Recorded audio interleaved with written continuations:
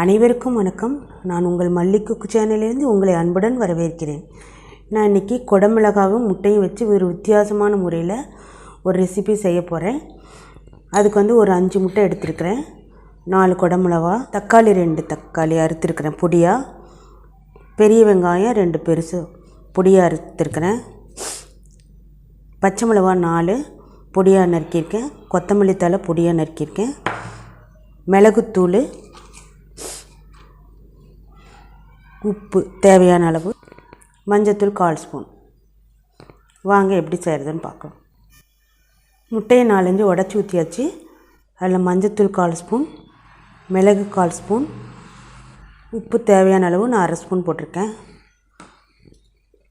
வெங்காயம் பொடியாக நறுக்கியிருக்கிறது அது எல்லாமே கொட்டிக்கலாம். 2 பெரிய வெங்காயம் நறுக்கியிருக்க, 2 தக்காளி,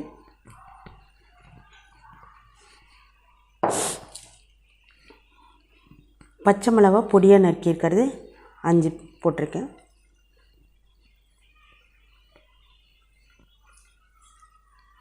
கொத்தமல்லி தழை பொடியாக நறுக்கினது,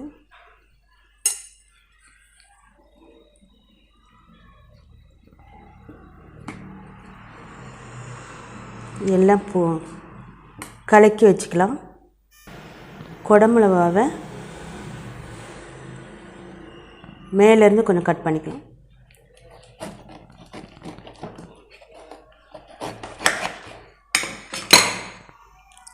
பாருங்கள், இந்த மாதிரி கொடமிளகாக்குள்ளே இருக்கிற விதையெல்லாம் எடுத்துகிட்டு இது மேலே இருக்கிறத தனியாக எடுத்து வச்சுக்கணும்.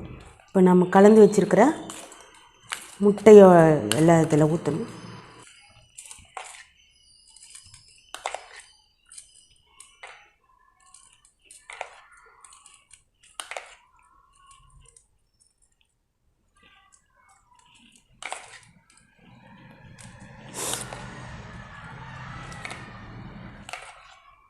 எல்லாத்துலேயும் ஊற்றி மூடிடணும்.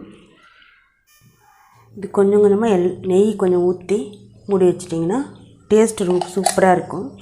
நெய்க்கு பதிலாக வெண்ணெய் கூட பயன்படுத்தலாம். இது அப்படியே எல்லாம் மூடி வச்சுட்டு இட்லி பாத்திரத்தில் வேக வைக்கணும். இப்போ இதை இட்லி பாத்திரத்தில் வச்சு ஒரு 10 நிமிஷம் வேக வைக்கணும். பாருங்கள், கொடமிளகா நல்லா ஆவியில் வெந்துருச்சு. பாருங்கள், சூப்பரான கொடமிளகாவில் செய்கிற மசாலா இட்லி ரெடி ஆகிடுச்சு.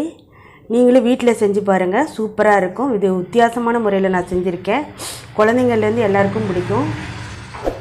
இந்த சேனல் உங்களுக்கு பிடிச்சிருந்தால் லைக் பண்ணுங்கள், ஷேர் பண்ணுங்கள், கமெண்ட்ஸ் பண்ணுங்கள், மறக்காமல் சப்ஸ்கிரைப் பண்ணுங்கள்.